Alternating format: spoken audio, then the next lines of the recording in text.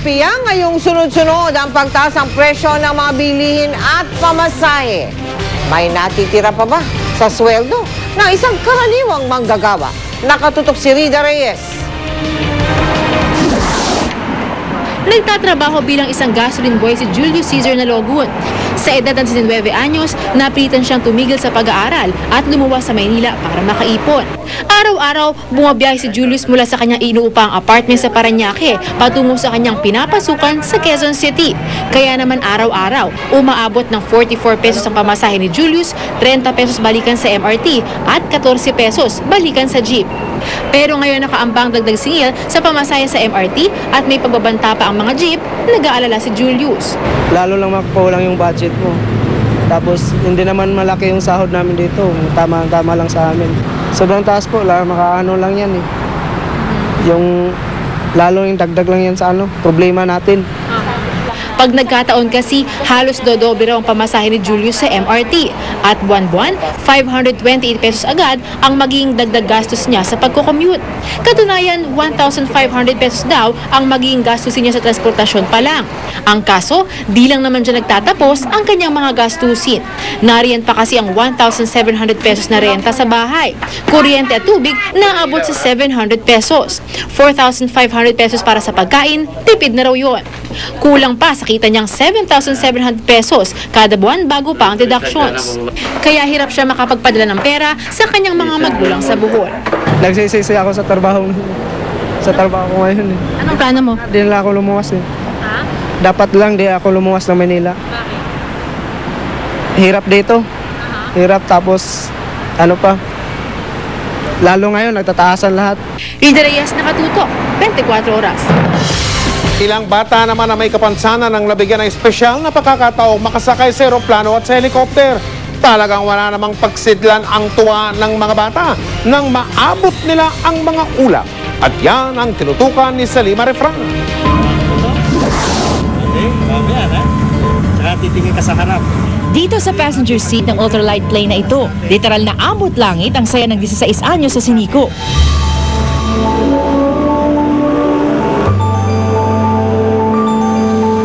Di niya kasi inakalang matutupad ang kanyang pangarap na makasakay ng eroplano bago tuluyang lumala ang kanyang kanser sa buto. Pero sa tulong ng grupong Photography with a Difference, heto't abot kamay na ni Nico ang mga ulap. Maraming salamat po sa kanila. Kasi po, tinutulungan kaming mga may kapansanan at may sakit. Napapasaya po nila kami kahit na hindi natatagal yung buhay namin. Set your dreams, di ba? Kasi mangarap ka at maski na meron kang disability, hindi hindrance yan eh. If you have a dream, pursue your dream. At marami pa silang nagsilipat. 20 chikiting na may kapansanan ang sinakay sa 18 eroplano at helicopter. Kabilang sa kanila si Oscar na may Down syndrome at si Cara na visually impaired. This is my first time right here. I am very excited to ride this airplane. Ba't kayo excited, ate? Kasi magra-ride ng airplane. Ano nafe-feel mo ba? Mainit ba? Mainit? Tsaka hangin. 10 minuto rin nilang in-enjoy ang tanawin sa mga ulap. Ang tuwa, di maitago sa kanilang mga muka. I feel good. At lumipas man ang Pasko, dinalaw pa rin ni Santa mga bulilit, sakay naman ng chopper. At kahit di niya kasama si Rudolph, regalo dala-dala ni Santa para sa mga bata. Sa ngiti sa kanilang mga labi, hindi nga naman matutumbasan ng anumang halagang karanasang ito para sa mga bata. Ang araw na halos mahagka na nila ang alapaap. Salima Refran, nakatutok, 24 oras. Nasubsupo si U.S. Secretary of State Hillary Clinton sa kanyang pagbisita sa bansang Yemen. Pasakay na siya ng eroplano paalis ng Yemen nang madapa siya sa pinto. Ayun, muntik na. Bumisita po siya sa Yemen para hikayatin ang bansa na yan. Ito pa, ulit. Para hikayatin ang gobyerno ng Yemen na makipagtulungan sa Amerika tungkol sa issue ng seguridad. Okay siya. Dito po naman sa atin, binigyan ng mga bagong armas, armored vest at helmet sa mga miyembro ng SWAT sa Metro Manila. At kasabay nito, ang hamon na pagbutihin nila ang pagtatanggol sa taong bayan. Nakatutok si Salima Refran. 2 taon ng miyembro ng NCRPO SWAT si PO3 Jose Anthony Arim. Pero ang kanyang pinakaiingatang Kevlar helmet, sarili niyang bili sa surplus halagang 5,000 piso.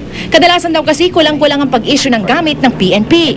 The moment na nag-take food ka, parang kalahati na ng katawan mo nasa hukay na.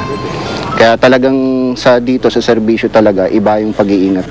Si PO2 Leonardo Balmes, 4 na taon ng SWAT, 4 na taon na rin siyang bumubunot mula sa sariling bulsa, makabili lang ng bala pang practice shooting. Kailangan may bala talaga din. Kailangan ng practice, hindi na lang yung puro takbo, tsaka hindi na lang yung puro dry fire. Kailangan may live ammo. Sina PO3 Arim at PO2 Balmes ay ilan lamang sa daang-daang pulis na araw-araw nilalagay sa panganib ang kanilang buhay sa ngalan ng kanilang sinumpang tungkulin. Kaya naman bilang bahagi ng pagpapalakas ng kanilang puwersa, ipinahagi kanina ng PNP sa iba't ibang distrito ang higit 400 9mm Glock pistol at mga armored vest at helmet. Our Chief PNP would like every member of these SWAT units to be the best that they can be.